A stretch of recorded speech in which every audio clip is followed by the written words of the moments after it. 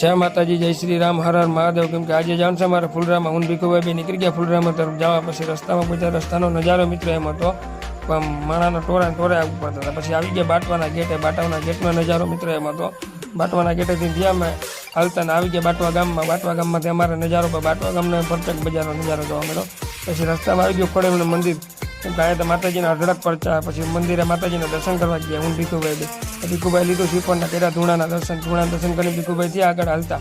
પછી માતાજીના પરચા અપરંપાર છે અહીંયા તો મિત્રો તમે મનની મનોકામના પૂરી થાય છે ને માતાજીના પરચા અઢળક પાર છે. કેમ કે અહીંયા તો વાંજિયાની ઘરે પુત્ર પણ આપે છે માતાજી. છે કે ખોડિયાલમાં ધારધરાટ ખોડિયાલમાં મિત્રો તમે ના જોયું મંદિર તો જોઈ લો છે. ને અમે આવી ગયા પછી પૂરા બાપાના દર્શન કરવા ગયા. અમારે જવાનું હતું ફુલરામાં મિત્રો. તો ફુલરામાં જવાનું હું આવી ગયા ભીખુભાઈ બેન. પછી દર્શન કર્યા. દર્શન કરીને પછી પૈગા લાગીને નીકળી ગયા રસ્તામાં.